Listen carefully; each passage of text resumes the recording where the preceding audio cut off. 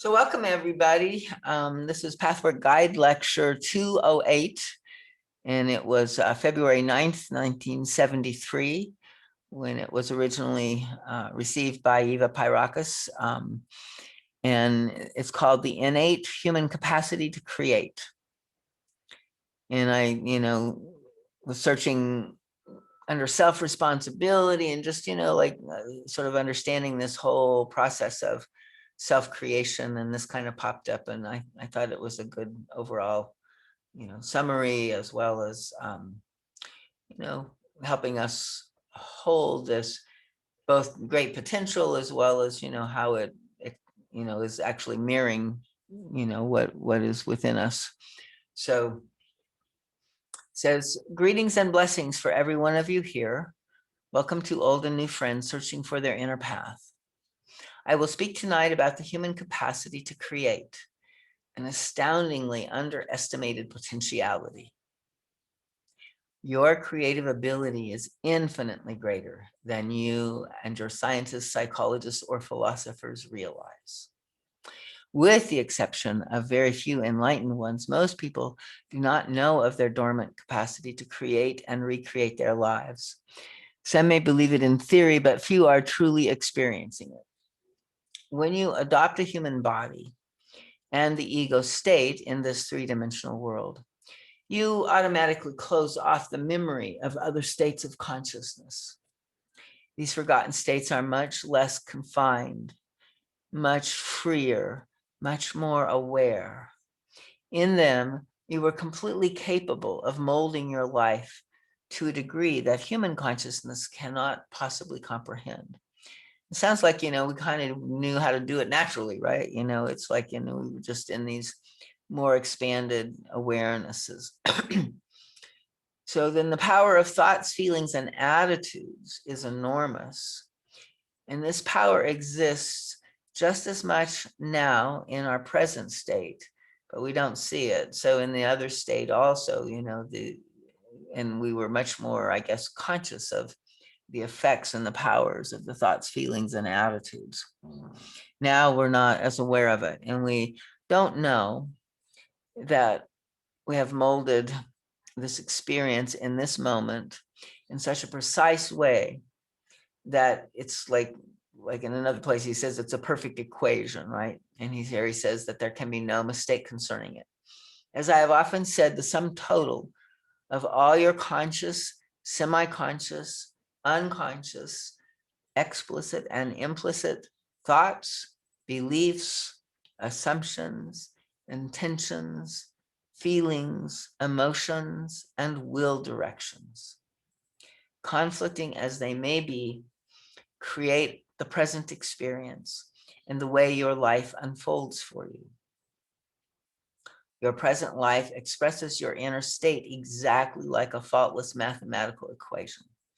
Thus, you can use your life as a map into your inner regions. This is, after all, part of the method of the pathwork.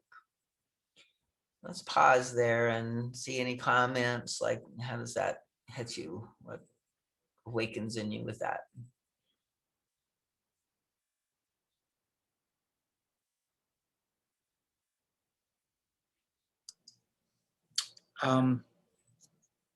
I listened to the original recording today. Yeah. And there was a point in it where she reiterated, or the guide reiterated, that when you take on human form, you really squeeze yourself into a limited physical environment, so to speak. And it really, no matter how many times I hear it, that, and it'd be also somewhere along the way reiterated that, you make this choice and a lot of planning goes into it. A lot of helpers, a lot of spirit guides help you make this transition and guide you along the way. And no matter how many times I hear it, it's like I keep feeling like this. It's like the backbone of a whole new consciousness. it's like, if you, it's like the backbone of a new consciousness. Agreed. No one ever told me this when I was growing up. No one ever said, guess what? You're here because you want to be here. And a lot of planning went into the whole concept of you being here. And don't look at your life like it's just some random circumstance, Exactly. and I can't help but feel that it is the center of the whole transformation. Right. It's like a paradigm shift, right? Yeah, it's like, Out of the sort of egoic story of, life, and particularly, in our culture. I mean, I think we're sort of like mostly like Ferengis, it's like a very transactional culture.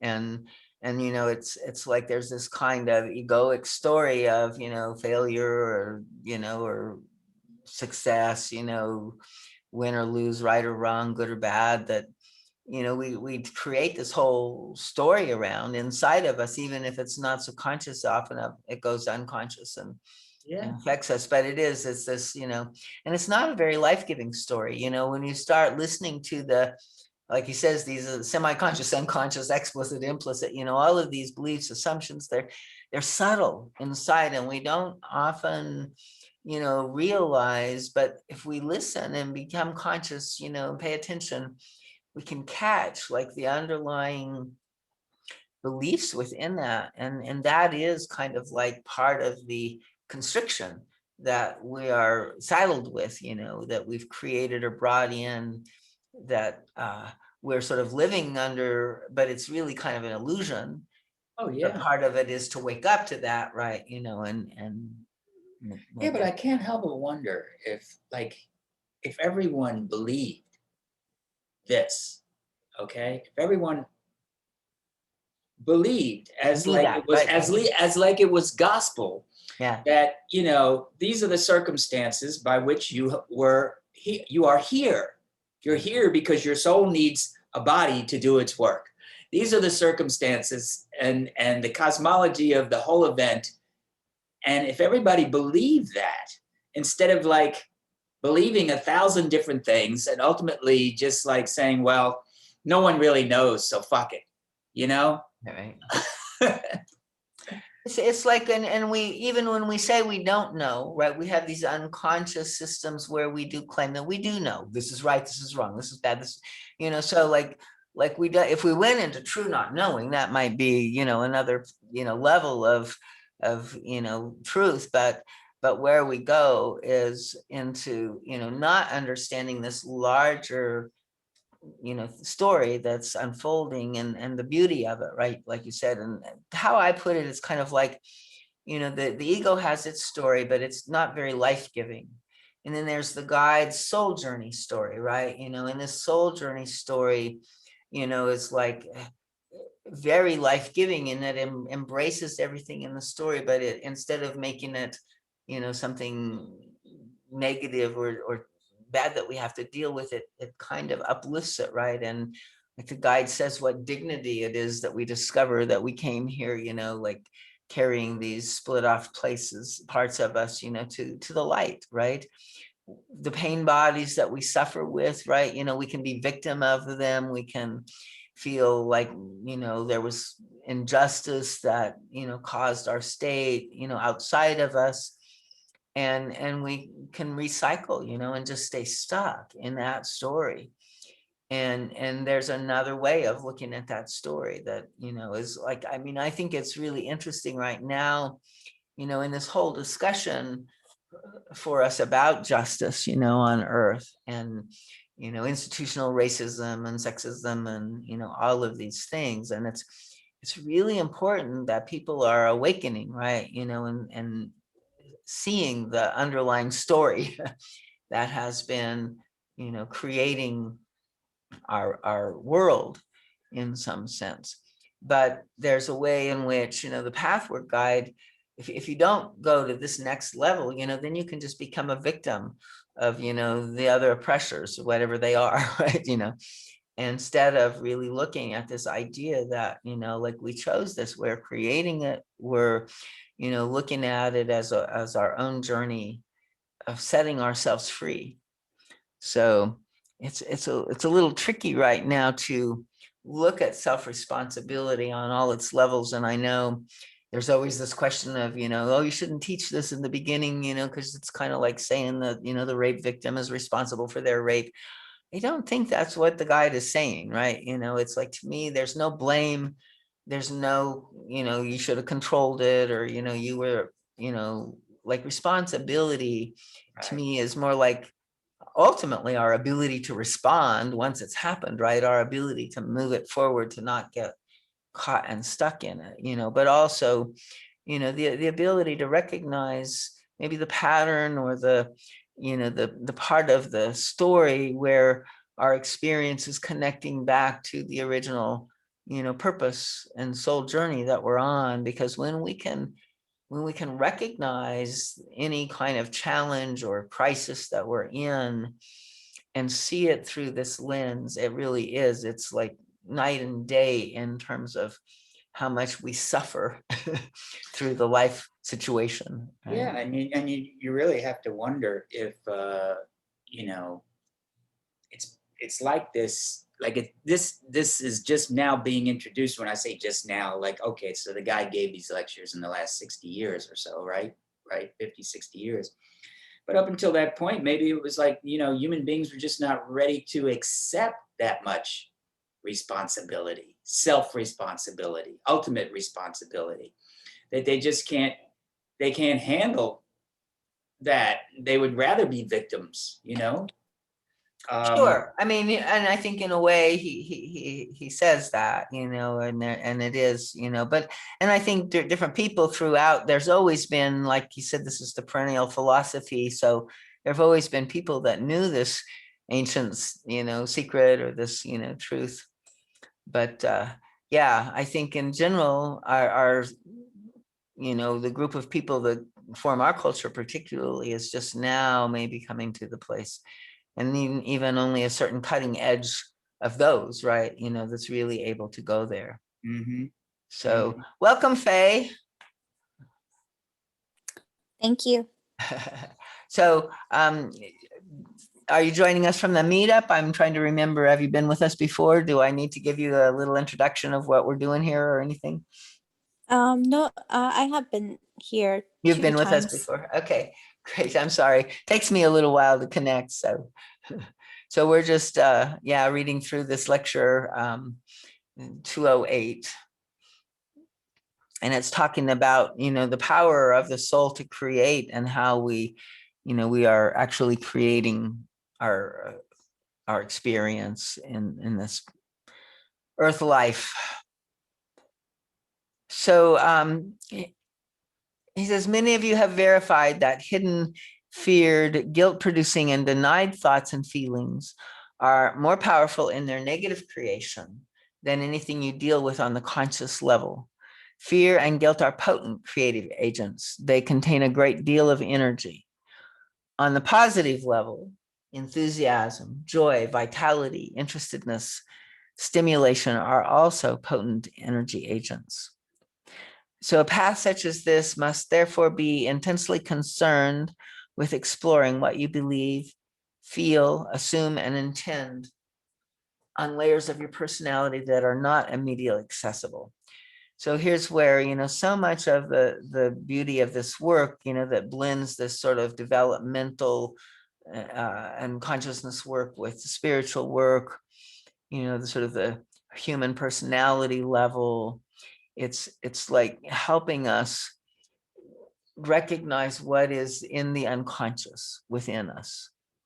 And so most of the time, and especially I think going back into the 50s when the guy first was delivering these lectures, people, kind of lived at the surface level of their experience, right? And they had their narrative, and they had their mask and their understanding of themselves or the world, and I mean, sort of like, because Freud had come onto the scene, there was a beginning conscious awareness that people actually had unconscious, things inside of them. Um, and yet, for the most part, it was a new thing in our generation, I think in the 50s, 60s, 70s, like going into that, where was the beginning of sort of this whole cultural awareness of our more unconscious aspects. And so he's saying our unconscious motives create, often what we do not wish to experience at all, because we don't know what you bargained for and what side effects are attached to your unwise wishes, false assumptions, and negative intents.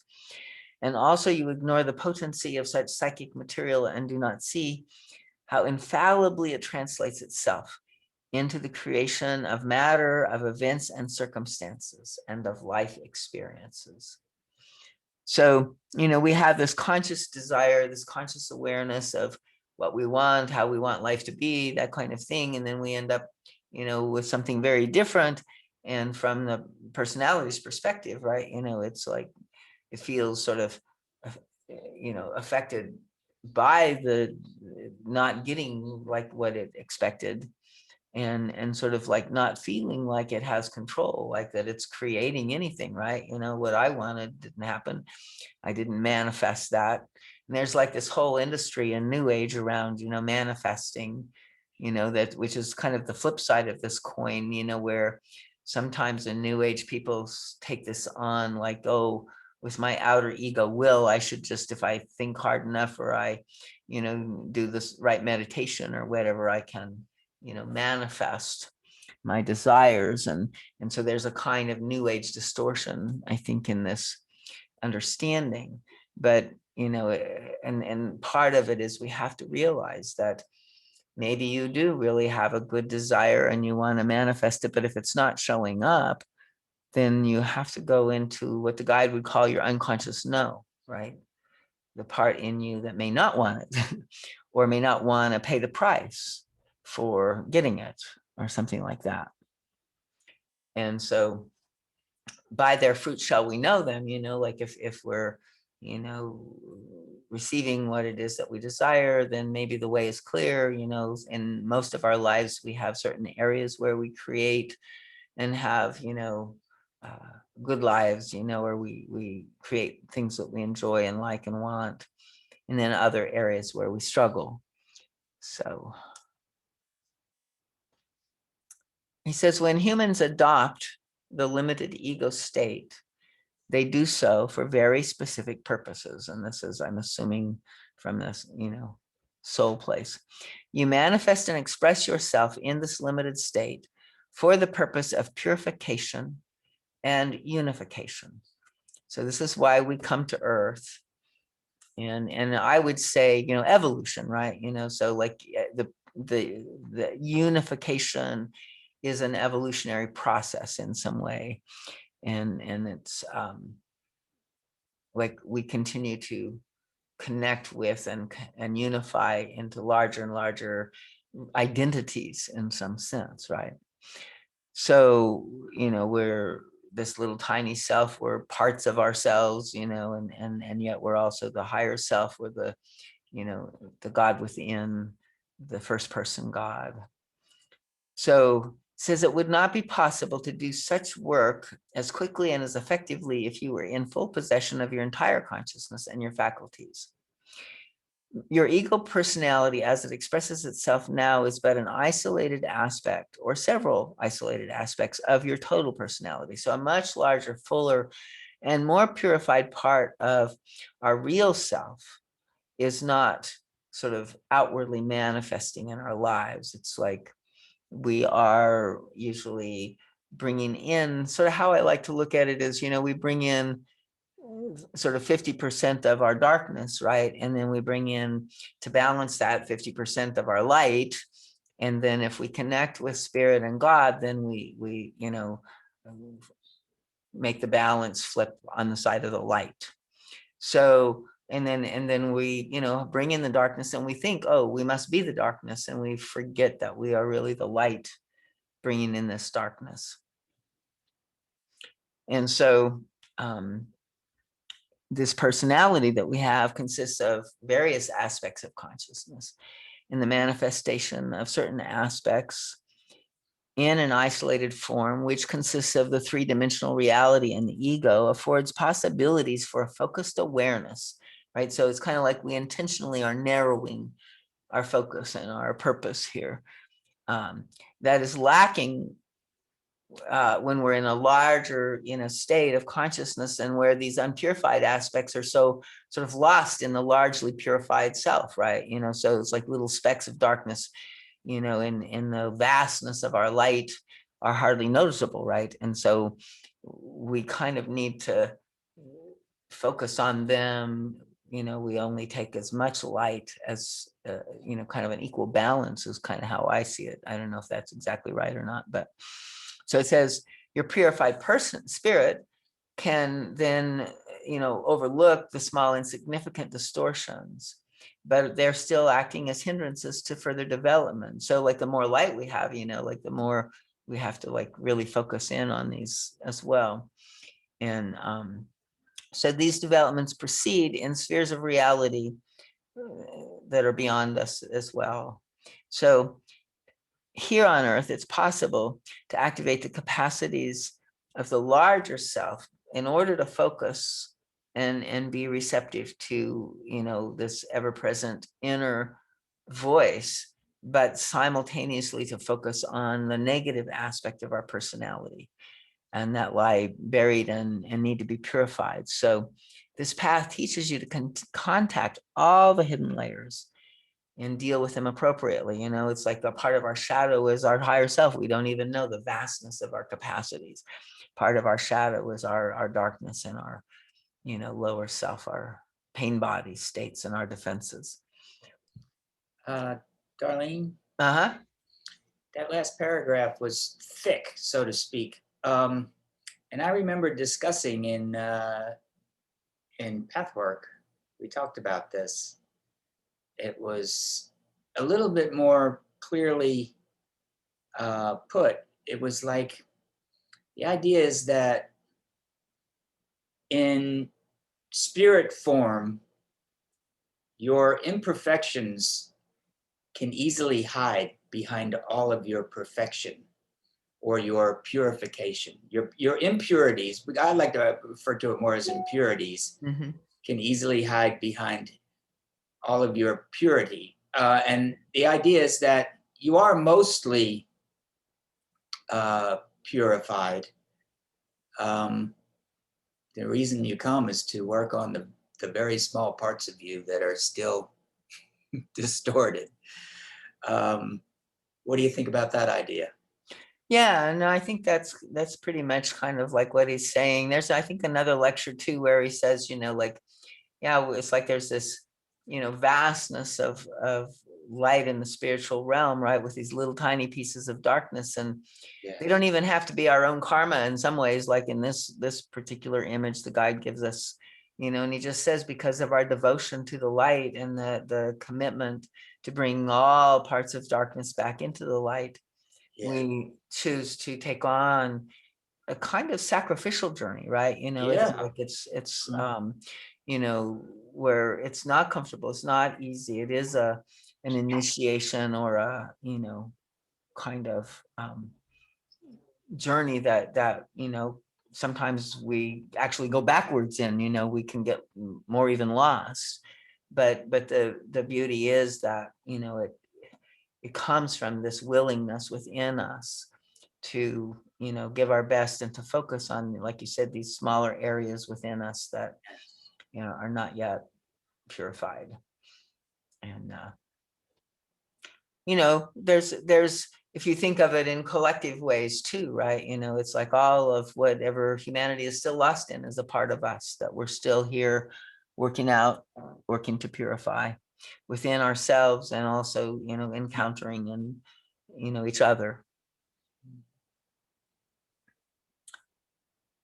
So he says it's possible to activate the capacities of the larger self, to focus on it and be receptive to its ever-present inner voice. And this is kind of like really the, like another way of putting the goal, right? If we can, like come out of our complete isolation and sense of separation and realize that we have this larger consciousness that we can listen and follow, and it can help us a lot.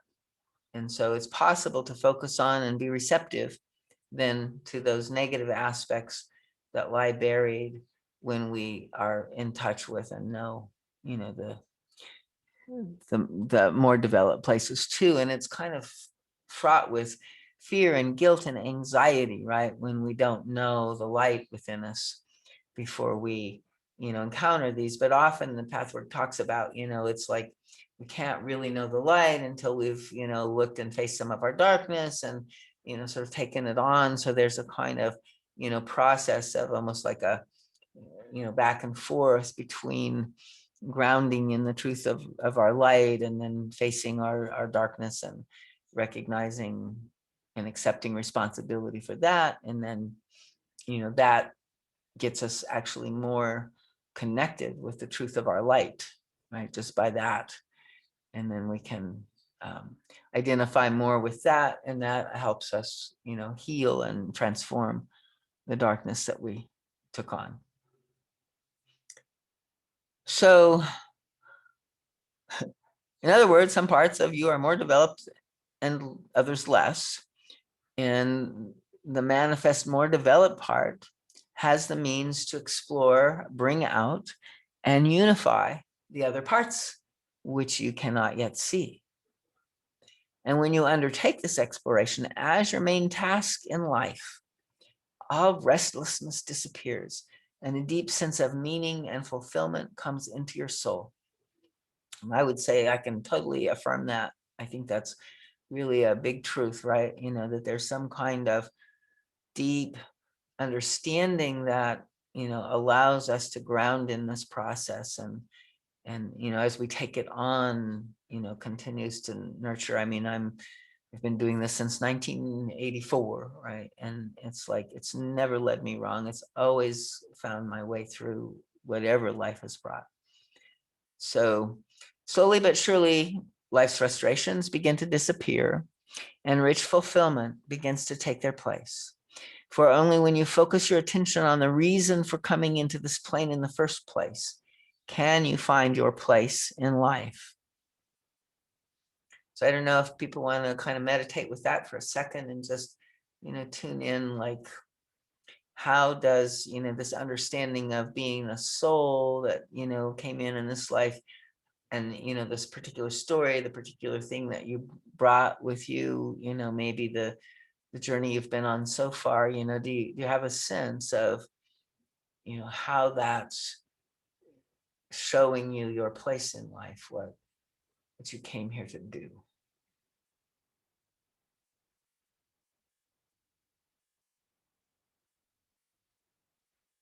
I mean, for me, Darlene, it's a 2-step forward or 3-step forward and 1 or 2 step back. It's not a smooth journey. So I get lost in life and then depressed and down, and then slowly I can come back out of it and then move on. It's not a linear evolution. Right.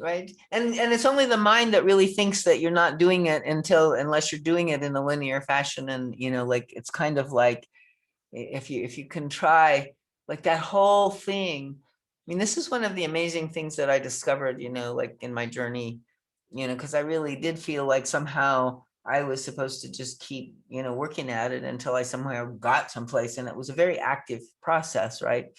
That was up to me somehow.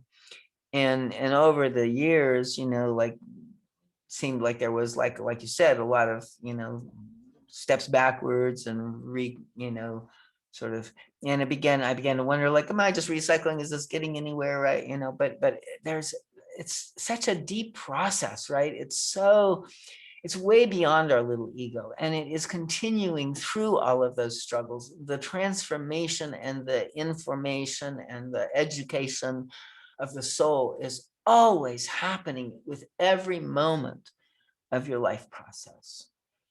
And most of how you change has nothing to do with, what you like your conscious intention or your, attempt to be disciplined or make your will, effective in some way around one of your faults, right? It's like it's a part, it plays a part, but it's way beyond that. And if we could just kind of lean back and trust the whole life experience, as something that is teaching us, and the more that we can relax into it, the easier it is to learn, to be conscious and recognize things.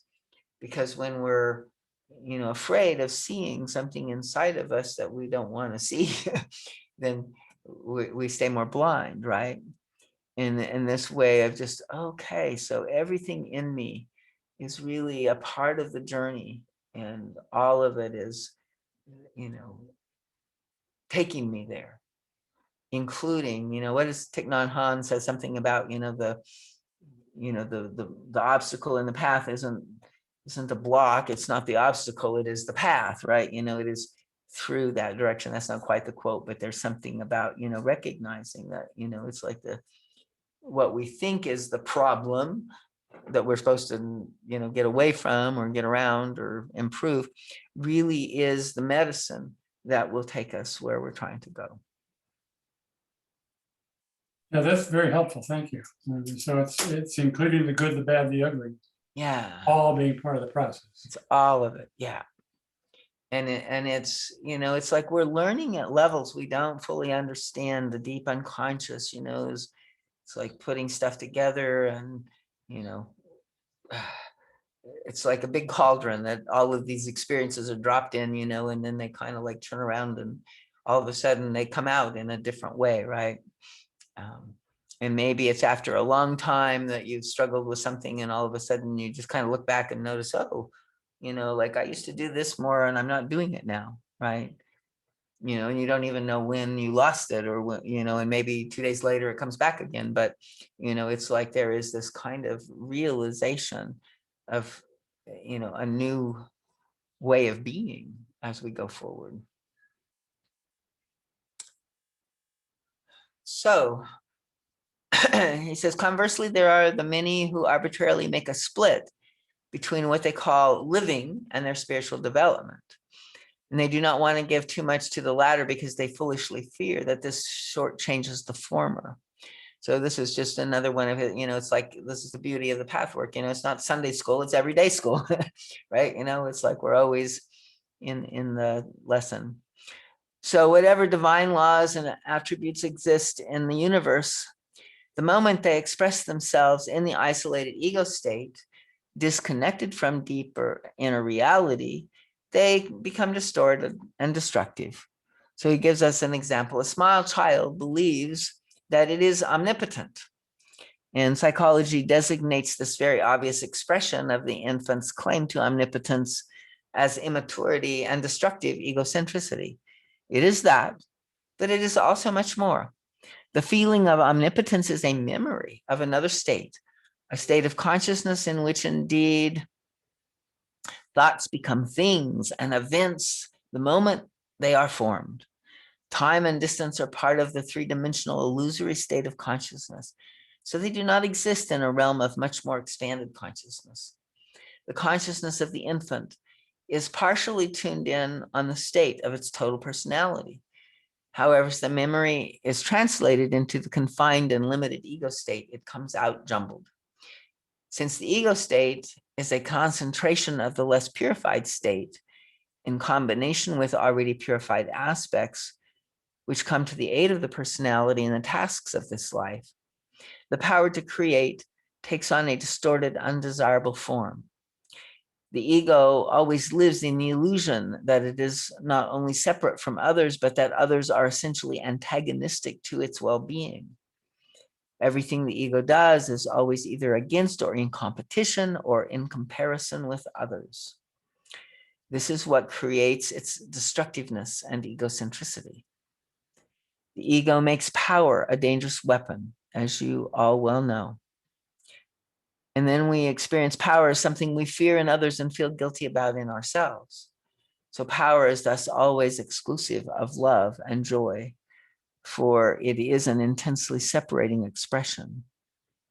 and that's the power over and not the, love, power, and serenity triad of spiritual power, right? Power that seeks control. It's the adversary. It's the Luciferic consciousness that thinks the answer is somehow in the power of control. But when you conciliate your ego split with the real self, and thus discover the unitive principle, you discover that your interest is never in opposition to the interest of others, even on a superficial level where it may appear that way. You also discover that power and love need not be opposites. You can then begin to use your innate power to create and recreate life. In some ways, I think it's a beautiful, equation there. If we can always somehow I tune in, like it's a simple way, like, okay, somebody is reacting to me, and I feel like they're in defense, like I have to check, okay, did I come myself, from some place that, was partially responsible for that, right? And so I look inside and say, okay, was it like, was there power and love? Was there truth and love? Was there, it's like those two need to come together, and truth and love, power and love, when they're spoken together, can really usually be heard. And then that's my responsibility, to speak truth with love, to speak, power and love together. And if I'm not, then I need to own that, right? And recognize that the other person is probably, responding to my own lower self creation, right?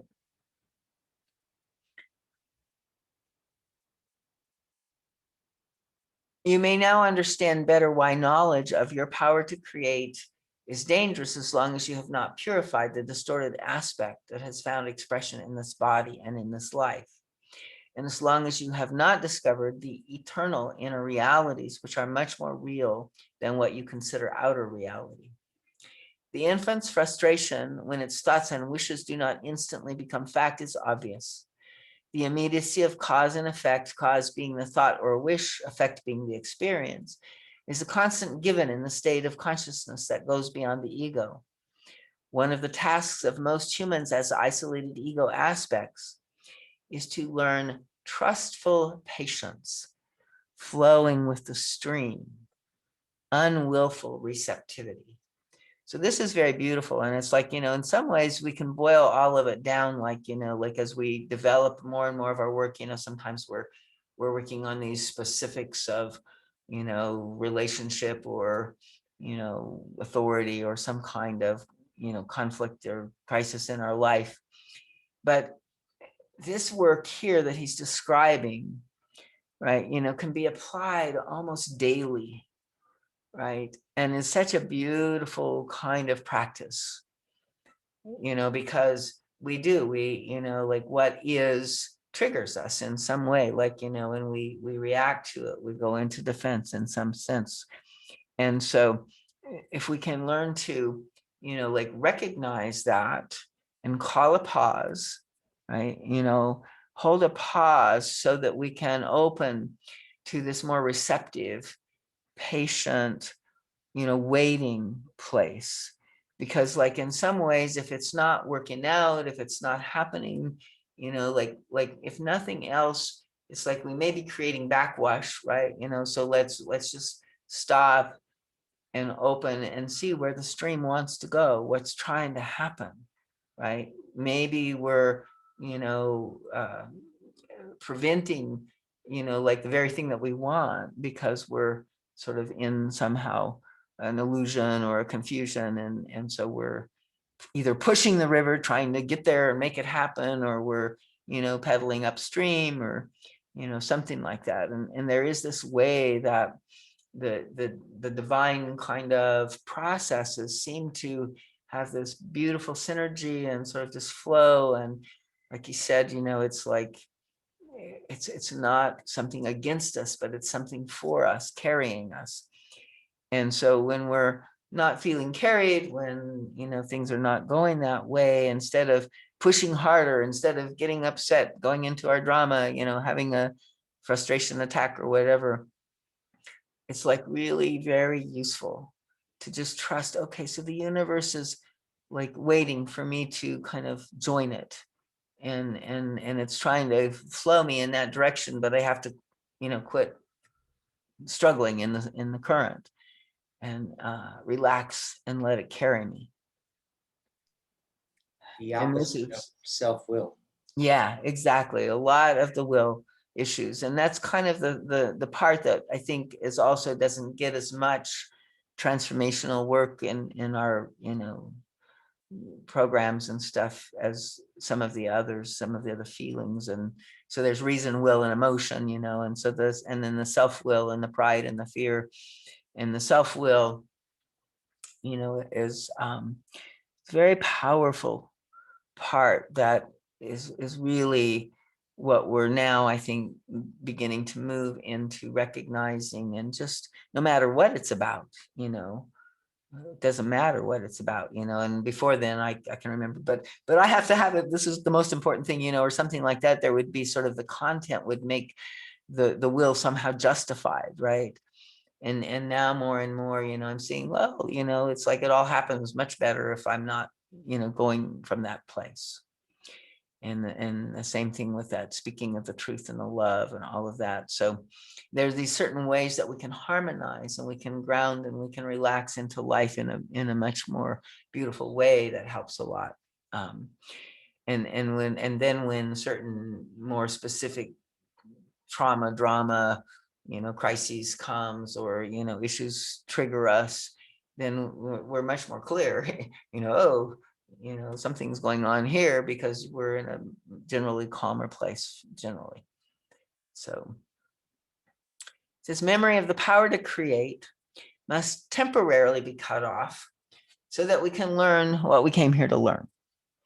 Through the very learning of this lesson, and so again, the learning isn't just a conceptual thing. It's like we have to act it out. We have to get lost in it. We have to like identify with it and become it in some way, right? And then through the very learning of the lesson, the deeper connections establish themselves. And however, it doesn't seem to be rediscovered memory. Instead, connecting thoughts, wishes, intents, feelings, and attitudes with experiences seems to be a new discovery that establishes awareness of the power to create. Not sure I'm understanding what I'm reading here. Let me try it again. So memory of the power to create must be temporarily cut off so we can learn. Got that. Through the very learning of the lesson, the deeper connections establish themselves, right? And I think that's very true. Like, even when we're doing this work, it always amazes me. Like we have some sense of a connection, but once that it really lights up and gets clear, there's all these amazing connections that are established. And then it says, however, it doesn't seem to be rediscovered memory, these connections. Instead, the connections and the wishes and intents and feelings and attitudes seem to be a new discovery. So yeah, I think it is. It's like this illumination, right? This aha moment, this, recognition so deeply, right? And this actually, I think he's saying here, is a part of sort of this deeper awareness of the power to create, so that, like sort of the, what's the word I'm looking for? I can't think of it. But anyway, this sudden inspiration, recognition, realization of the new, like actually shifts things, I think, deep inside of us. And then we do have this opportunity, this moment where the old dynamic has been suspended and potentially new creation can happen. It also sounds like he's saying that along with it, this new discovery comes an altruistic attitude towards the power. Whereas if the power was just there from the beginning, it would be prone to being misused. Uh-huh. Beautiful. Yeah, that's good. And it's kind of like, this is where again the ego sort of wants to possess everything, right? And so if we just want to possess God, oh, that's mine, I'll just use it how, and so like to really recognize, that there's a larger source of this power, and that, it actually, again, in the purified state, we don't have the danger of wanting to use it against others. Because there's no more illusion that self-interest, has, like if we hurt another, we hurt ourselves, right? It's like what is the best for one is ultimately the best for all, if it's truly the best for the one, right?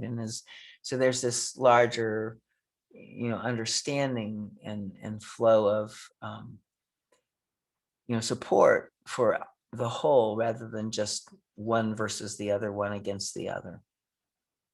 And I think also to feel, like the way that the universe is like this beautiful support, and, keeps sort of synchronistically trying to help us, trying to teach us, trying to show us, the more I go, I see like the lessons, and they come so gently. They come, like if I'm paying attention at all, right, it's just a gentle tap on the shoulder, wake up, here's something. And then of course, if I can't quite see it, then, I might get a little more intense, but it's like all for the benefit of recognizing it, right? And if it didn't get more intense, I would probably just kind of, again, go along and not ever wake up to what was happening. He says, I hardly need to mention that not only actual infants make egocentric and antagonistic claims to omnipotence, undeveloped, immature, and destructive people do too, and they often act them out. Evil does not exist as a reality in itself. Evil is always a distortion of divine truth. Every destructive, negative attitude can easily be explored to find its root manifestation.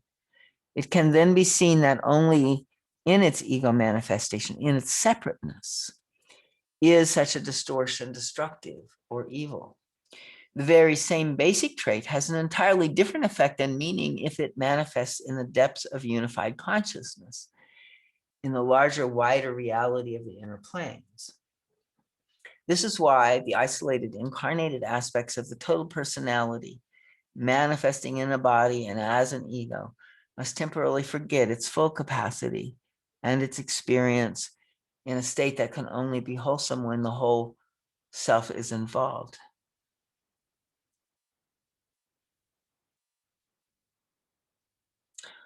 Wherever there are misconceptions, ignorance, false ideas, and withheld emotional matter, spite, stubbornness, rigidity, inertia, stagnant energy exists that must create disturbance and negative experiences.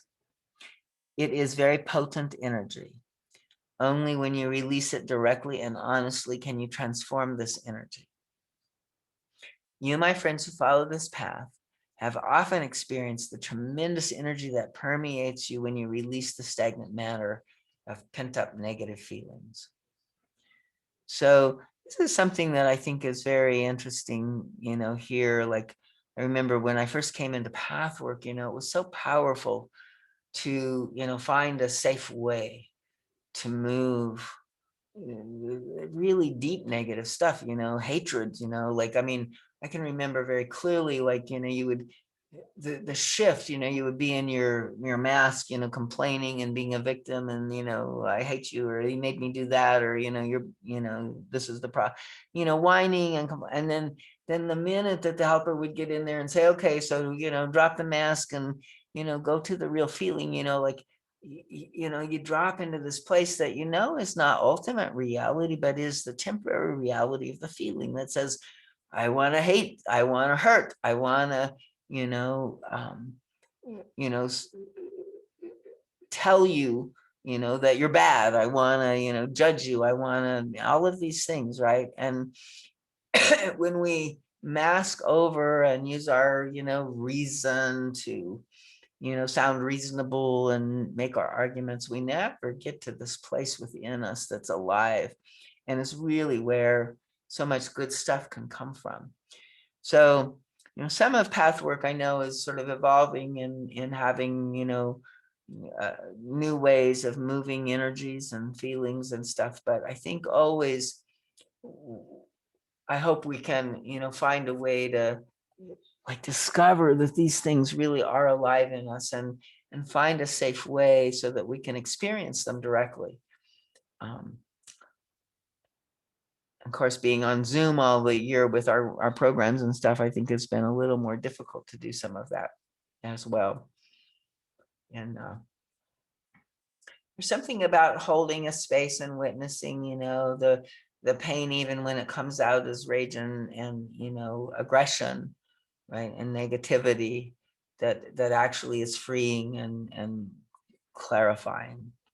So, we really do want to learn how to work with all of these energies within us and do it in a safe and conscious way. So he says, when you physically, emotionally, and conceptually express rage, hate, and fury, you make new connections about yourself that give you a new understanding of your role in life and why you are where you are. This very released anger is also highly potent creative stuff. The time has come when you can convert negative energy and consciousness into positive manifestation. To some extent, you have actually begun to do so, but you're not sufficiently aware of it as yet, of the power of the energy as it is released. If at the moment the negative energy is leaving your system and begins to flow, you can reconvert it and direct it into a positive channel. You can indeed bring new creation into your life. This is a very interesting thing he's saying here. Don't know if I've experienced it exactly in that way. Something similar, I think, but it's kind of an interesting thought too.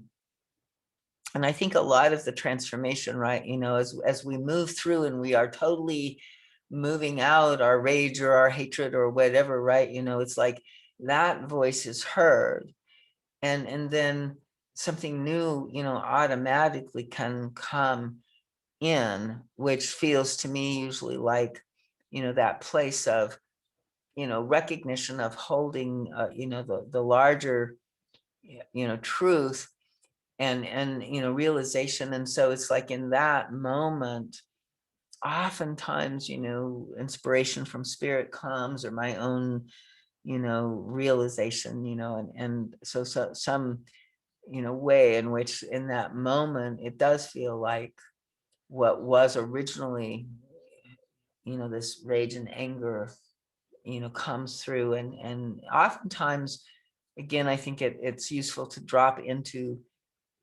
that's a defense against the grief, right? Against some pain. And so, a lot of times we can do that and feel that. A lot of times we can see where the image is, like the story behind the rage and the hate, and we can question the belief that it's based on, right? So, but it's only by knowing that it's there and moving it and using that energy that, and bringing it out, that we can, use it in this process of transformation.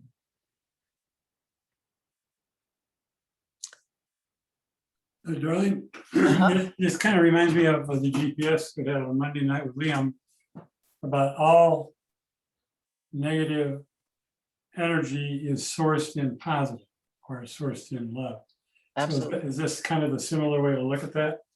Or the You same? know, it's another, yeah. I mean, I think there's two different things here slightly, but yeah, both are like, sometimes you can, see the, the original divine source of the negativity, right? If you go into and are aware of it and, ask, so like, stubbornness, right, can be assertiveness or stick-to-itiveness or devotion and loyalty or something, like there's always the divine aspect of the lower self energy that, like he said earlier, like lower self doesn't exist as on its own, right?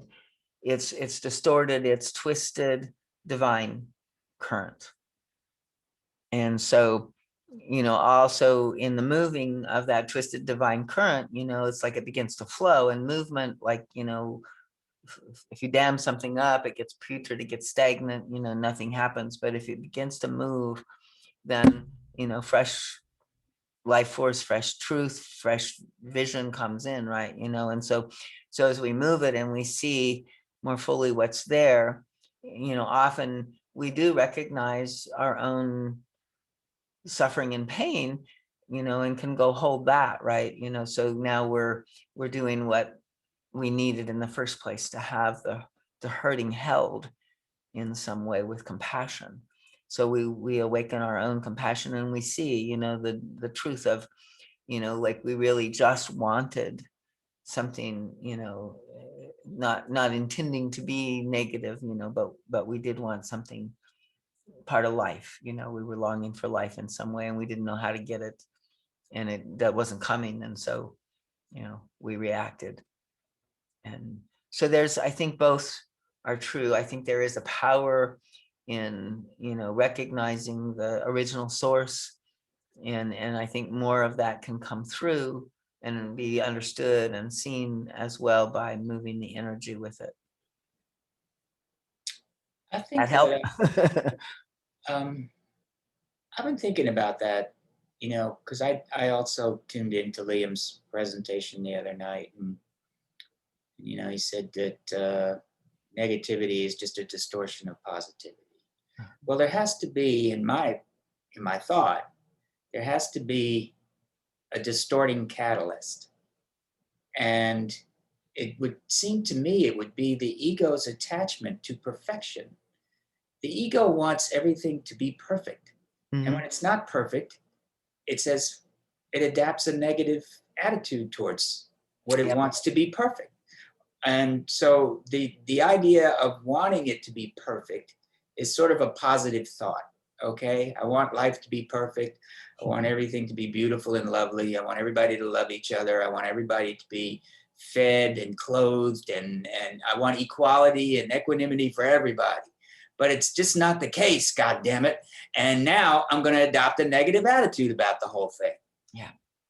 Yeah, no, I think that's exactly right on, Frank. And a lot of, there's other forms of, negativity, but so much of it is this, perfectionism, and this, sort of impatience, like we think it's supposed to be, like the guide is saying, like the conditions that you're in are conditions you've created, and they sometimes take a little while to resolve themselves, even in the growing process, right? And so there's a way that, rather than rejecting what is, because you measure it and judge it and perceive it as, not what you wanted, or less than what you expected, or all of those things, that we recognize, no, this is exactly how it needs to be. This is exactly for me, exactly the way it is. I need to embrace it fully, and welcome it, right? Because it's like the moment that I separate from what is, I'm in separation, right? and the what is sort of like the key to what we are projecting out into the soul substance, right? To show us how to navigate, what is our lesson on the blackboard? What is it that we're working on? And so I spent a lot of time, fighting and frustrated and rejecting all of the truths that were being reflected back to me. And it's hard to not do that. It's such a huge part of the ego's program. And so unconscious, and it is, if we can begin to just even have enough distance to see that that's a part of what we're doing, we're getting very close to awakening, into a whole other level of reality. Because if we can learn to let go and surrender and be with what is, trusting in faith that it's exactly what we need in each moment, now we become full partners in the journey, and can really take advantage of our projections and creations in a conscious way. Darlene, I have a quick question. I have some of my clients, and just people I talk to in general, that are more allergic, I guess, to like spiritual words. So I try to find a substitute for divinity, right? As far as talking about the concept that, all darkness and evil and aggression, the distorted kind of aggression is a distortion of divinity. And the best words I could come up with so far is truth and balance and positivity. Now, I don't know if that directly reflects what's being talked about here. And I was curious if you've heard or yourself have used any synonyms instead of the word divinity Divinity, to right? get the Yeah. same point across. I mean, I think Yeah. those are good ones that you're using. I mean, I think, it's like sometimes light can be a good metaphor for people, and people can feel the difference in their bodies between, a heavier, darker negativity that they're carrying, attitude, approach, and a lighter, sort of way. But also, I think there is like the guide is saying, so love, power, and serenity, right? So I don't know if those two sound too spiritual for your clients, right? But those are,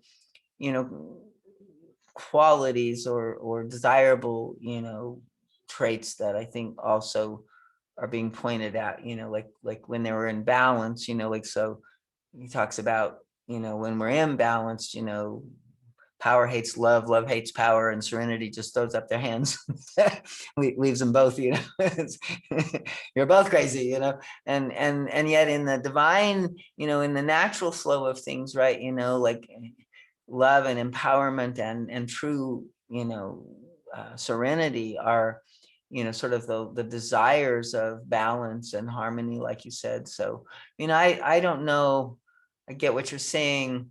I think truth and love and, whatever the kinds of words that people can relate to, how they relate in their own being, for, what is more positive versus negative, right? The guide talks about, in another way, expansion and contraction, and we can feel that in the body also. So I don't know. I think you're doing a good job with it. Nothing's coming really strong. So does that work for you when you use the truth and the harmony and that kind of thing? Yeah, to some degree, people kind of get the general gist of it. I just wanted to be more precise with my words, but I guess it will depend on who I'm talking to rather I mean, than the words yeah, that's right. using. It will. And the psychological, I don't know, maybe Abraham, it's like it's the language more of self-actualization, or the language of, somehow, like instead of, I get feeling better when I'm feeling no pain, there's this whole potential of, real dynamic and self-actualized, psychology. So, that in some ways that might, be as opposed to the negativity or the, another way I think to talk about it is in terms of, again, just the yes and the no current, or the resistance, right? It's like when we're talking about here about just accepting life as it is, right? That it's like that, it's kind of like we can tell, well, I'm saying yes, or I'm saying no. And where we say no, I mean, that's actually a little tricky, because the no is absolutely a part of our free will and absolutely necessary, right? But and so we have to transform the no consciously into the yes, through this process of study. But the unconscious, sort of contraction, and then feels in ourselves as negative, right? Doesn't feel so good. So I don't know. I like a lot to help people discover in their own self what these words mean, like in their own experience. So, you might just, like you said, sort of work with each one individually to find a good expression for it. Great, thank you. Yeah.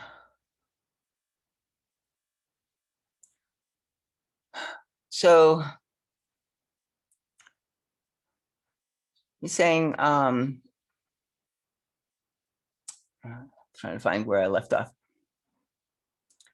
I remember reading that. So it says these words will not be enough to convey the truth to you in a real way unless you have overcome certain attitudes of separateness. Otherwise, this knowledge would be dangerous for you and for others. But totally committing to the path with your own inner regions, with all its apparent hardship of self-revelation and self-confrontation, will make you increasingly aware of the spiritual reality of your own state of eternal being that cannot die. You will also become aware of the power of your thoughts, your intent, your feelings. And I think intention is a good one to kind of point out, negative and positive with.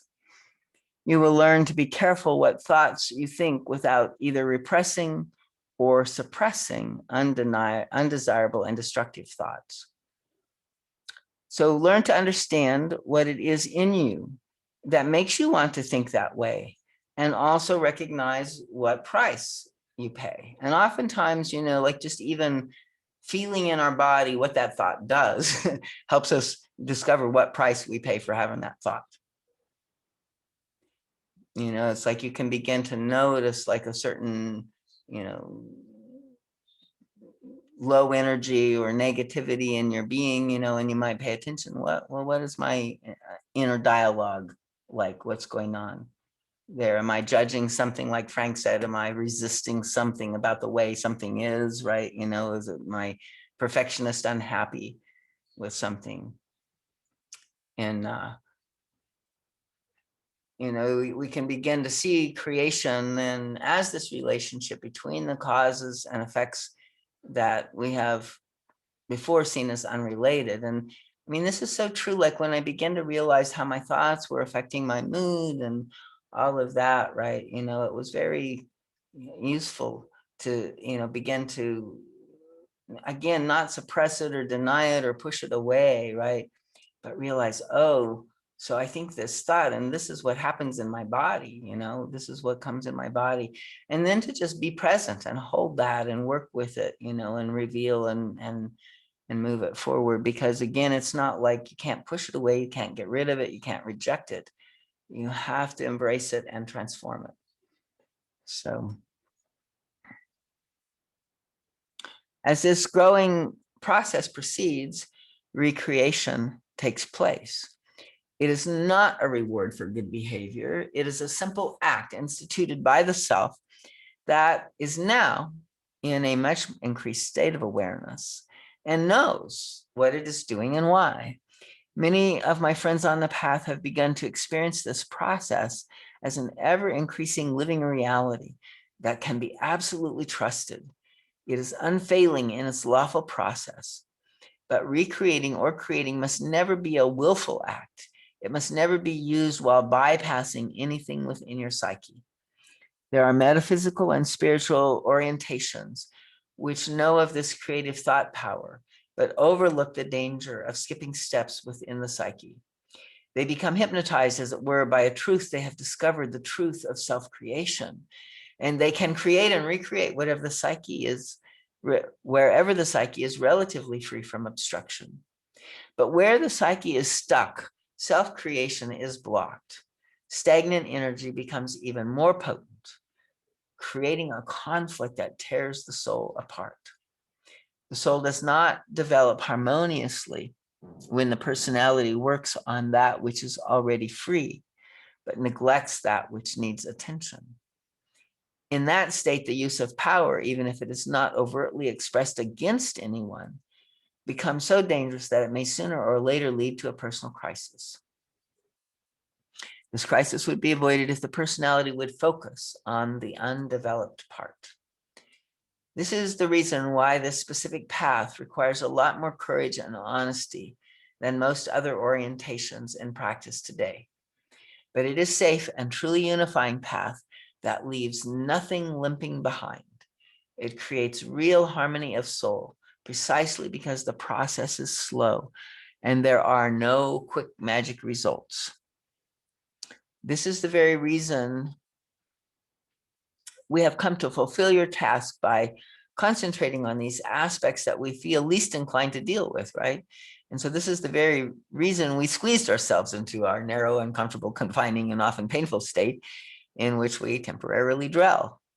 Only aspects of you are here to be sure, but only aspects of you are here to be sure. But that which identifies with these narrow aspects must suffer when the total reason for being in the human state is not yet conscious. This is kind of repeating a part of what Frank was saying earlier on, right? That when we don't understand this purpose and everything, it's harder. And there's a deep freedom and relief that kind of comes when we get this. So you need to know why you came and what it is you have to do here. What is the weakness you have to bring out? What is the ugliness you do not want to see? These are the obstructions that keep you from creating freely. That you do constantly create, whether you know it or not. And the trouble is that you do not know what creations you produce unwittingly.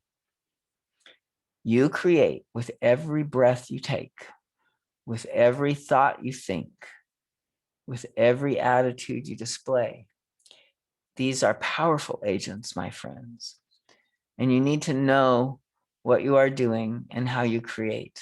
I think sort of one of the the places that really helped me, I have a lot of strong will, right? And so like I would often use my power of my will, right? To try to, and I would get into an attitude and I would try to push from that attitude.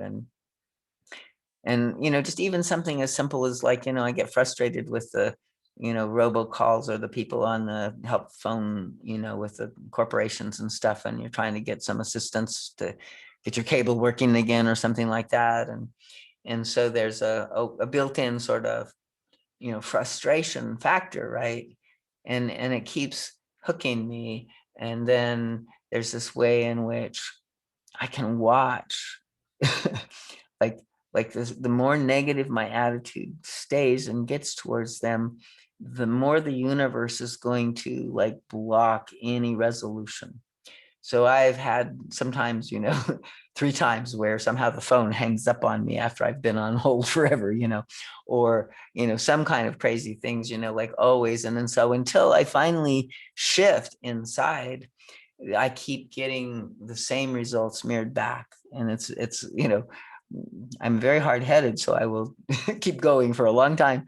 But even, it is like the guide is saying, like such a perfect, like lawful kind of response that you begin to recognize, these results. And especially if you don't hide it too much, like that's one value of being a very, emotional power person, like emotion will, because those two go together and you can't really hide yourself too well about what's going on inside. And so the mask doesn't distract me too much.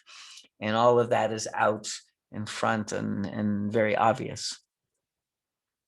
So he says, focusing constructively, which is very different from doing it in a maudlin way, on the undeveloped aspect in you means that you fulfill the task for which you came into this particular world. And I like it, he says this particular world, because it's like, that's that pain body state. And they are like worlds, like there are certain, states that have, these dynamics in them, of suffering that really create worlds. We just finished rewatching No Solar with my Dying into Life class, which is actually, it's called Astral City in the United States, but it's this Francisco Xavier, who was also a medium, channeled this story of this guy, Andre Luis, who died and got lost in the hell realms and then got rescued and taken to, the spiritual outpost. And it's his journey. And it shows that as well, like this reflection of sort of how our thoughts, put us in these hell realms or put us in heavenly spaces, right?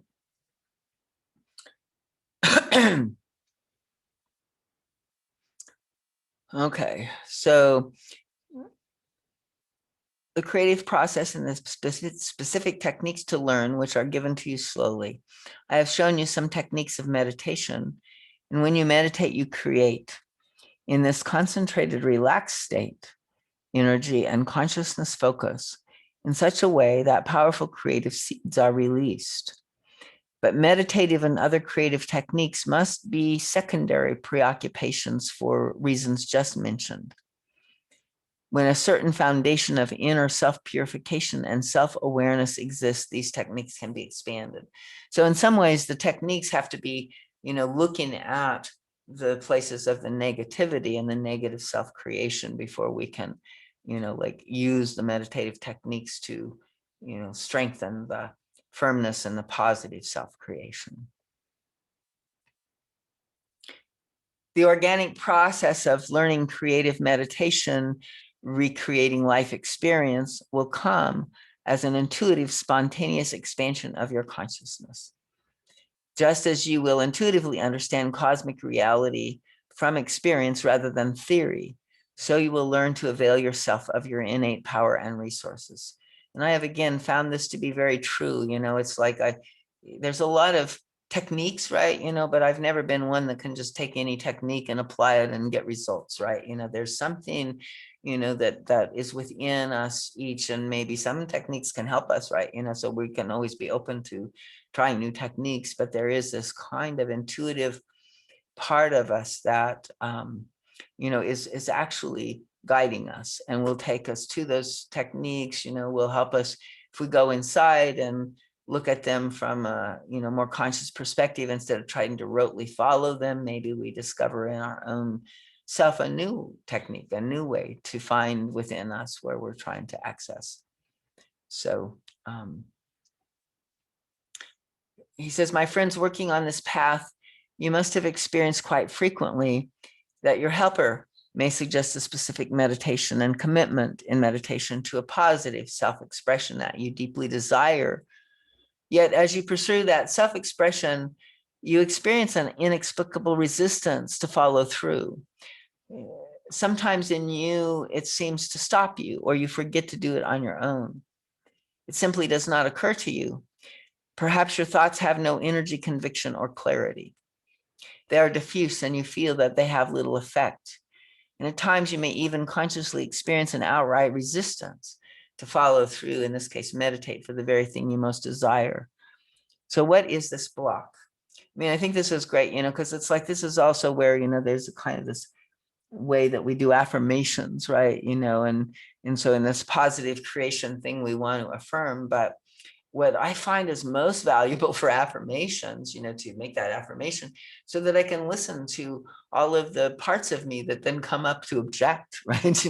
No, I'm not ready for that yet for one reason or another, right? So it's like using those affirmations to evoke, the resistance that's still in the unconscious, right, is a very powerful way to work with that.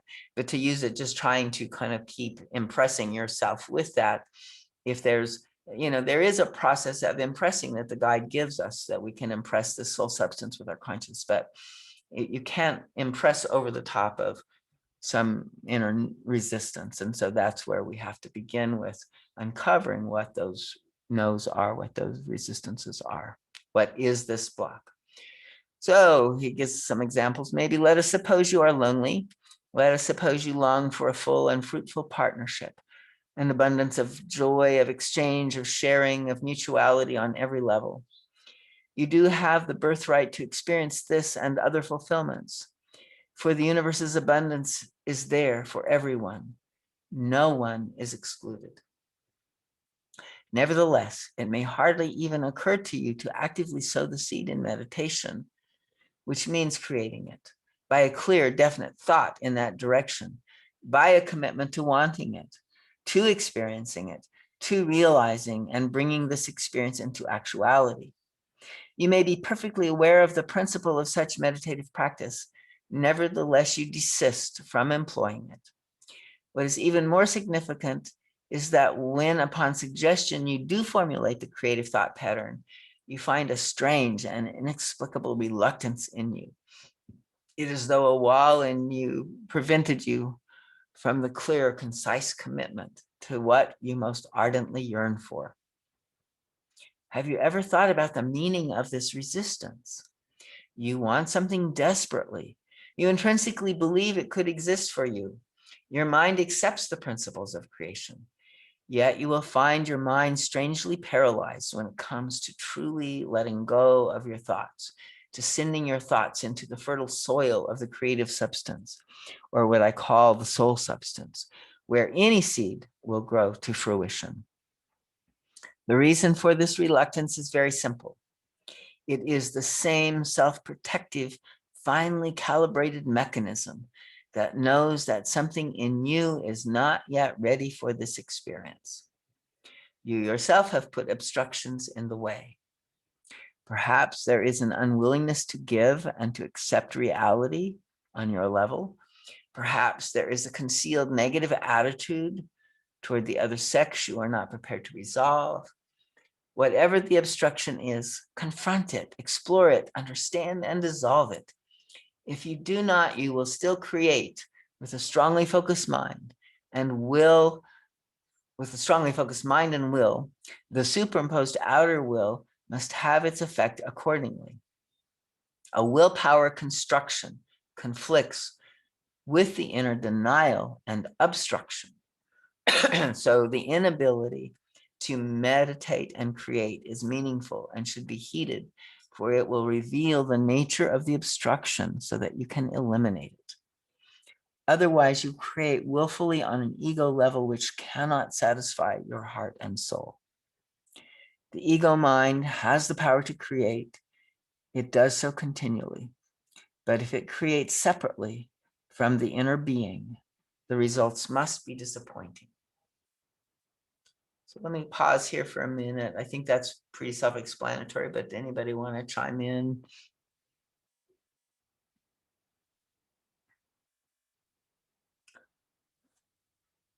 So willpower, the outer will, can indeed be effective up to a certain degree.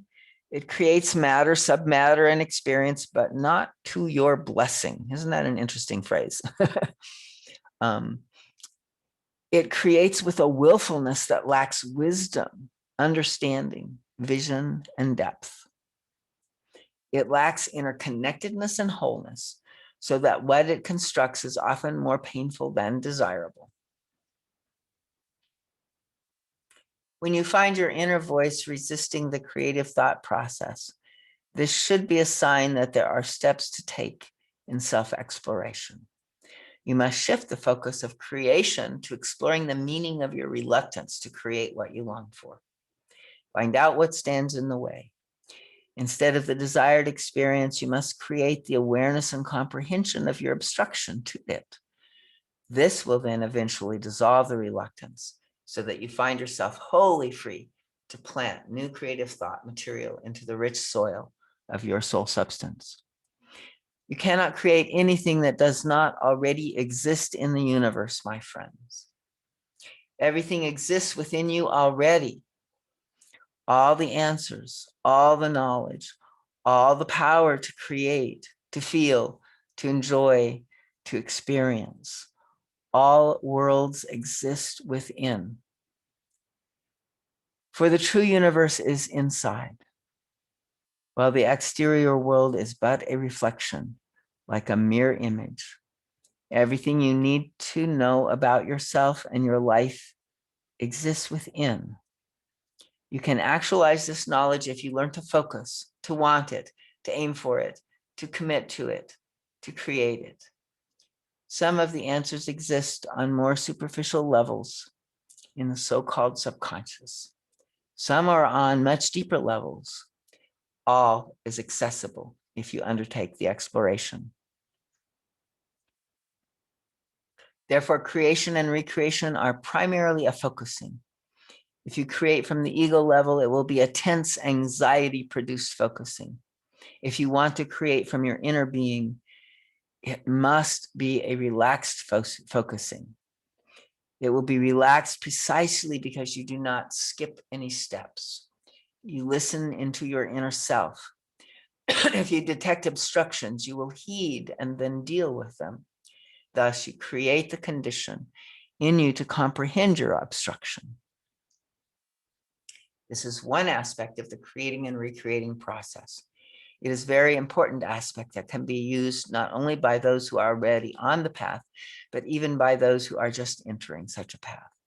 all of you can listen into yourself and ask your innermost being where to go, in which direction to focus. Right? I mean, right now, could you go inside and start a session with yourself? Do you know how to do that? No matter what's going on, where you're at, this moment now, right? There's material there for you to drop into. It's right here, right now, right? And then, this, is like learning how to listen, and it's an art in itself. And, we have to keep working to like listen to our energy, listen to the body, like not just our head, and to our thoughts, and to our mind. And it requires some degree of self-knowledge, which the material gives us a lot of understanding of developmental self-knowledge and that sort of thing that's really helpful. And then there's a great deal of understanding also that we gain through our connection with our own higher self. So he says, if possible, to temporarily lay aside self-will and open up to whatever the inner voice sends forth. And it requires an awareness of our wishful thinking, right? So this is where I used to try to do some divination kinds of things, or ask, and I was never very good at it, because I was always distrustful of, I knew what I wanted and I was afraid I was affecting the pendulum or whatever, right? So if you know at least what your wishful thinking is, you can at least kind of counterbalance it, right? And then to try to go to a place of neutrality where you are there, to truly want to know what the universe wants rather than what you want, is, I think, another interesting exercise, right, in practice. To step outside or explore maybe our fear of not getting what we, or getting what we don't want, or not getting what we want, getting a different answer. So all of these attitudes and feelings may be subtle and well concealed or rationalized, so that some degree of self-discernment is necessary for the voice to be truly free. You will trust the voice, and this is our higher self voice he's talking about here, this inner indwelling wise part of us, only to the degree that you have freed yourself. Each time you consciously and deliberately lay aside your self-will, you will become stronger and freer. State how your self-will manifests, what you want and don't want to hear. Then express your trust in the divine voice. Then your faith will stand on a firm, realistic foundation. To the degree you are aware of wanting one answer and not another, you will avoid confusion and diffusion. Otherwise, you delude yourself into believing you receive divinely inspired answers, which are nothing more than your ego's wishful thinking. Only when you have attained a state in which you can be very clearly aware of the personal stake of the ego and of wanting a certain thing in one way and not in another, can your own inner answers begin to be reliable. But if you are already aware of your stake and inclination to distort rather than be impartial to the answer you wish to get, in that awareness itself, you create a new channel of truth into your inner reality. You may then perceive a deep, deep inner voice that speaks truth. Then the focusing will be meaningful, relaxed, and yet concise enough to create new thought forms and therefore new desirable experiences. I want to say, here, like in some ways, this voice often comes, in unexpected moments, right? It is when it's like more relaxed, or, like inspiration comes, or, a new thought comes in. So, it might be that you are sort of deliberately seeking guidance, right? And in some ways, I think we are working toward a state where we're sort of always accessible to guidance in some way, like that spirit can come and, say, no, go here instead, or something like that. But I think when we can just, like be tuned in to these senses that come, I think more from the heart, they're more heart centered. It's not just the mind. It's not the ego wanting, it's like, and it always has this kind of soft feeling and sort of this like sort of amazing, oh, that's perfect, you know, it kind of ties things together or whatever. So anyway, you know, you can keep exploring, you know, because we just have to keep learning to tune into our intuitive side, to our heart side, and to listen. And it does gradually get stronger and stronger. A second important aspect about recreation is a time element that you on the ego level have to deal with, right? And this is very true. Impatience, right, is another distortion from a fuller state of consciousness. Okay, so like we're impatient because we're used to things being created immediately. And the guide also says, you know, like if we knew the outcome was certain, we could relax and we wouldn't be so impatient, right? So we're always kind of pushing the river in this. And so that tension field that creates does not support this natural capacity of life to unfold and, you know, be perfect in you know, an ease and a unfolding that happens. So, you know, we're learning a little more, and this has been a great teaching for me, like when things are not happening the way I think they should, you know, instead of, like I said, pushing harder, like step back, ground, wait, breathe, you know, like trust something else it can't happen yet because something else has got to happen first, or, you know, something like that. And so we're not giving up, you know, the whole kit and caboodle. We're not, you know, throwing up our arms in frustration. You know, I give up. I'm not going to play this game anymore. We're holding the vision, the dream, the, you know, possibility, you know, but we're just working with the universe, right? You know, it's like, oh, it's not happening yet. There's something that's needing to happen first before it can resolve itself and come into play. So there's this kind of way of trusting in that flow. And, you know, if it's not happening, doesn't mean it won't ever happen, just means divine timing, right, is not here yet. And so we can give us some space, you know, to allow that. He says the thought process, the form, the moment that it's uttered, the impatience is the memory of an experience from the other side, right? You know, without the connectedness with the inner being. I lost my train here. Let me try that again. So thought produces the form the moment it is uttered. So, okay, so it's like it's already happening, right? You know, we don't need to push the river. The impatience is something that's only the memory of the experience, and it's not connected with the inner being. So that the lesson the ego has to learn isn't comprehended. Only on the ego level is everything separate. Effect from cause, soul from soul, form and experience from thought, inner from outer. Life itself appears to you a static, objective, fixed thing into which you are put. It seems totally separated and disconnected from your inner processes. They are all byproducts of the limited, separated ego state. Everything you experience seems to exist only in these seemingly objective terms of the ego. The more you focus in that direction, the more it will seem that way to you. But in reality, your life is merely a subjective expression of yourself, not a fixed, objective, immovable reality. That's another really beautiful thing to kind of remember, because, you know, we think, you know, it's like that way forever somehow, you know, and it's like always changing. So whatever is, even if it's difficult, if we can, you know, allow movement, you know. So once you learn to be more focused into the inner reality, you will perceive much more this other, fuller reality in which the separated aspects move together in a wonderful and meaningful web of interaction and wholeness.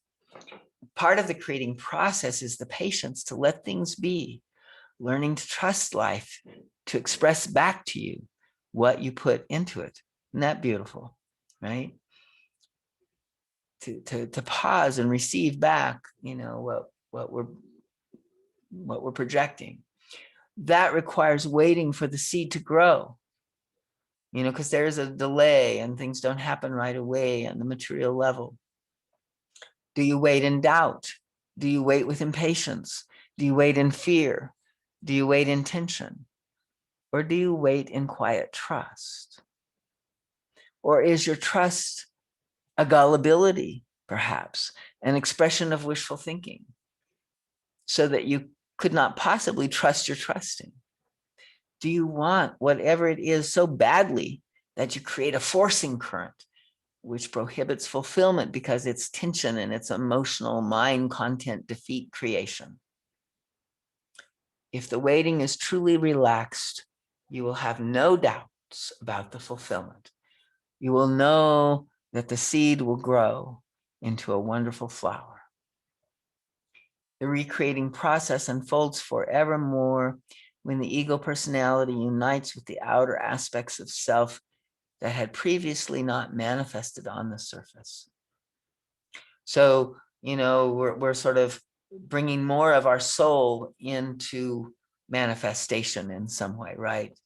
As we develop, it's almost like, more of our soul can incarnate fully into this place. And the more this happens, the more joyfully you will create. It may sound confusing when I say that you have to learn not to cringe away from pain, and then say that it is your birthright to be in a state of joy.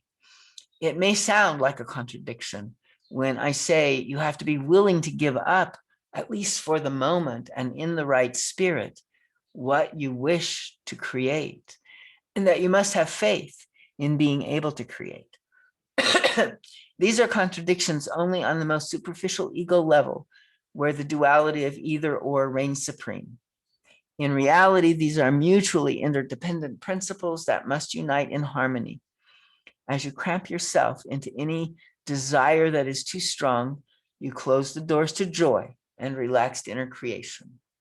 Cramp always indicates negation, doubt, and negativity that you must unearth and specifically deal with. In the delusion of the ego, you perceive life as your enemy, foreign and antagonistic to you. So, and you might check with this, because this is a huge image, right, that we have, and it's big to transform it, but I think more and more what he's talking about is having this sense that life is, for our benefit, is supporting us, and when we're in our negativity, we can't receive that support. We don't connect with that larger flow that's trying to happen. And so then we feel victimized. And in that delusion, we cannot create, and of course, victimization is truly the delusion, right?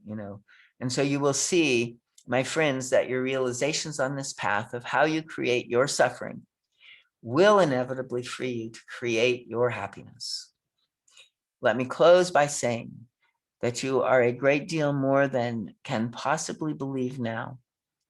If you walk in the direction of finding your real self, of identifying with it through the layers of darkness, you must discover the unending beauty of the universe. With every breath you take, you fill yourself with its potent love and wisdom. There is nothing that surrounds and permeates you that does not express the magnitude of a divine and benign creation. See if you can feel that, believe that. Notice the discrepancy, like where is the resistance to that belief? The more aware you become of it, the more joy and gratefulness must spread in your heart. The unending beauty of the universe can be experienced as reality rather than theory, only when you work your way through your dark areas. Be blessed, every one of you. Feel the love that is extended to you from a realm in which you have many friends who have guided you here. Be in peace. So, any final comments, questions, thoughts? Seems like he tied cause and effect in there in the last few pages. Yep. Did you get that feeling that, he was like, Yeah, I mean, I think the whole lecture in some ways is that, but yeah, exactly, to, recognize that we are the creator of our own creation.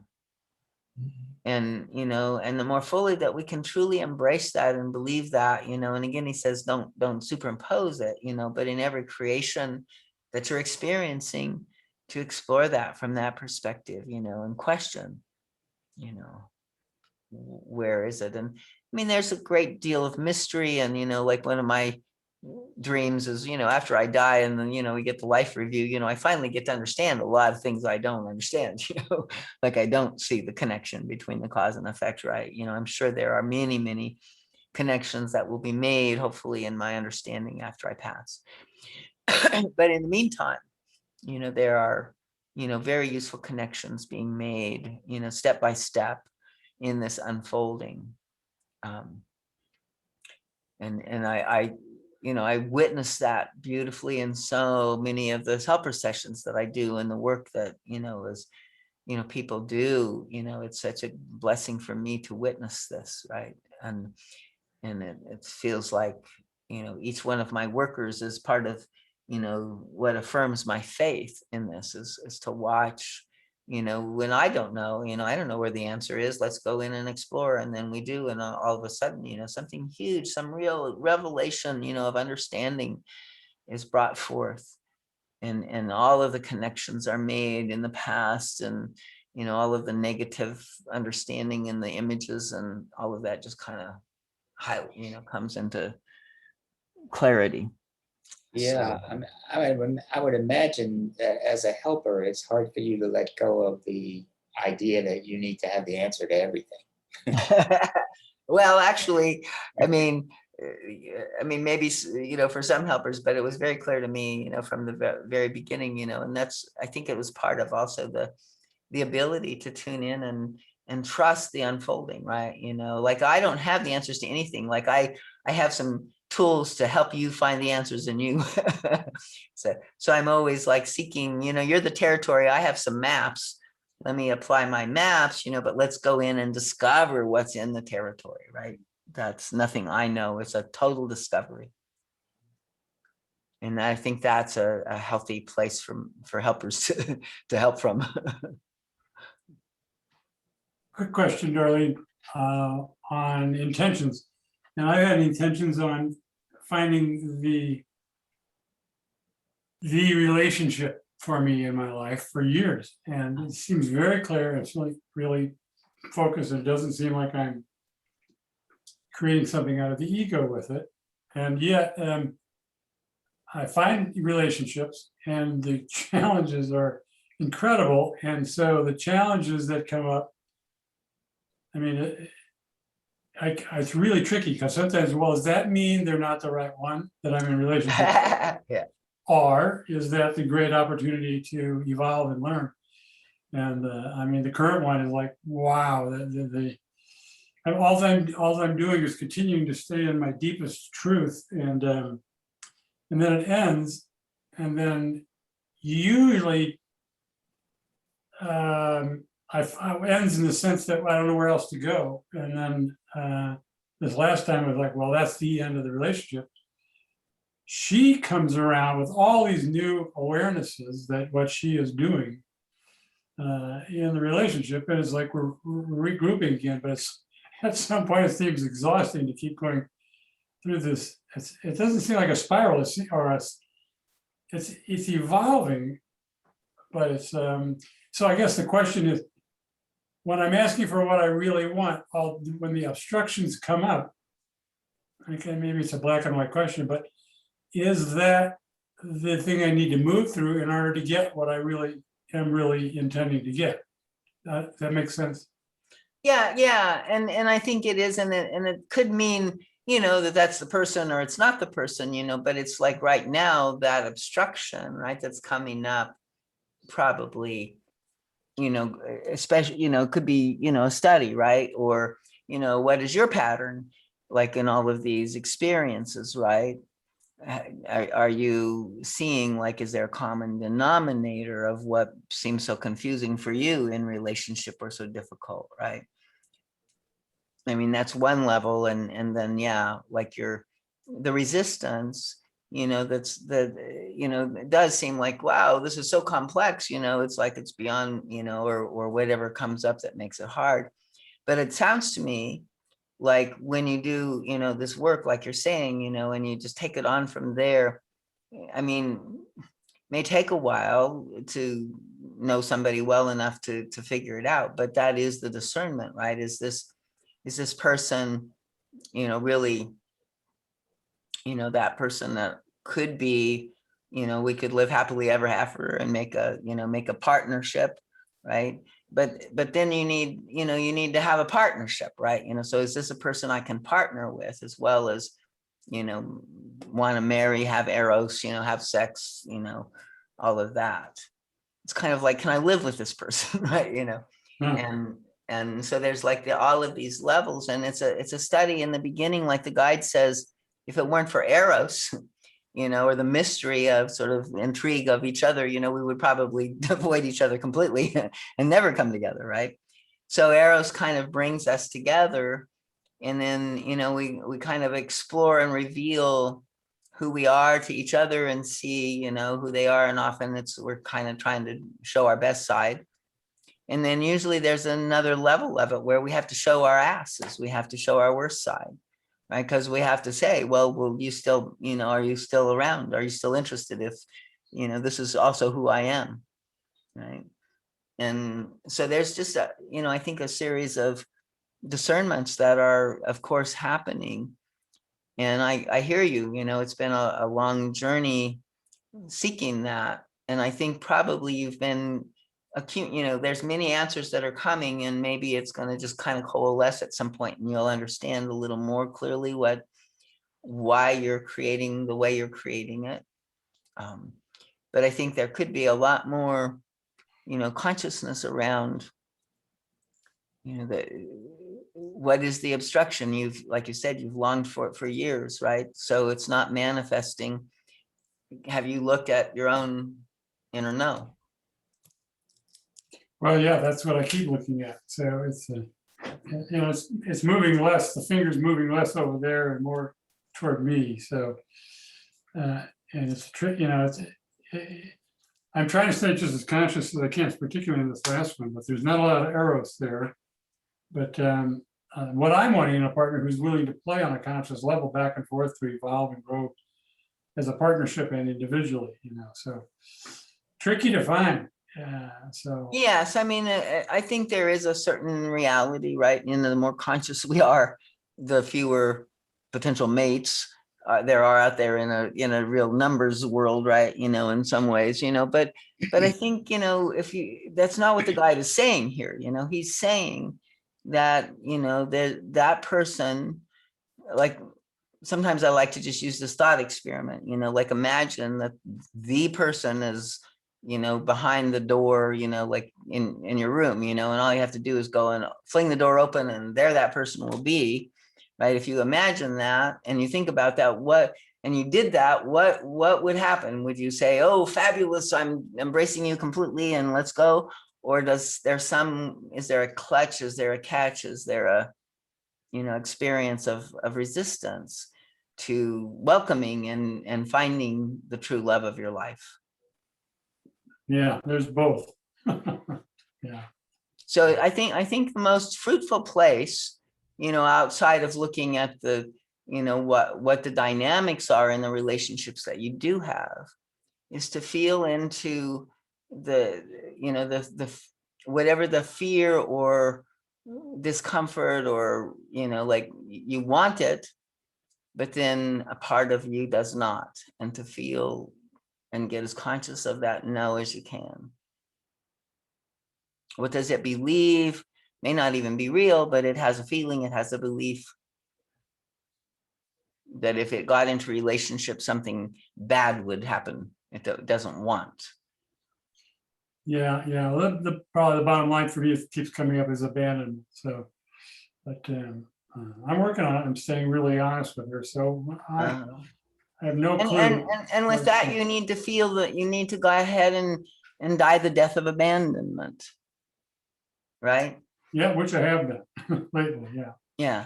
And it's like, live to see another day in some way or whatever, it's like there is these, these old ancient wounds right? Were so painful when we first experienced them, and maybe we had huge past lives around them. I don't know.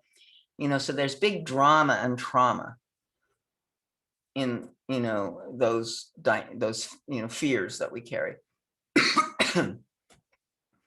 And I think that the best thing is to desensitize by, like going and being with what what the exact experience is, right? Like when you go in and feel this place that has been abandoned before, and you go in and feel it in your body, right? And you find a location for where it is, and you feel how it experiences itself in life, right? And then you can also, say, I'm here, I haven't abandoned you, or something like that, right? Like there's a way that the child was bereft and completely alone, and it was totally traumatizing, right? But that isn't really the situation now. And so the child has to feel the truth of that somehow. And part of that feels to me like, it can by when we're present and it feels our own presence, we're there holding it, not abandoning it. And I think we've talked a little bit before about, how the ISI that judges ourselves, right? That's a form of self-abandonment, right? So if you've got a strong perfectionism about yourself and a strong critic inside of yourself, that's a part of the self-abandonment. And so until you don't do that, everybody could be very dangerous. That's very helpful. Thank you, especially about the last part about the perfectionism and self-critic is a form of abandonment. I have never looked at it that way. Yeah. That's great. Okay. Good study, guys. Thanks a lot. Thank Thank you so Doug. much, Charlene. Good night. I guess we lost Faye in the middle. I don't know if she's into this stuff or not. She's quiet when she's here. So take care. Good night. Good Thanks night. so much, Darlene. Have a great night. Yeah. Bye.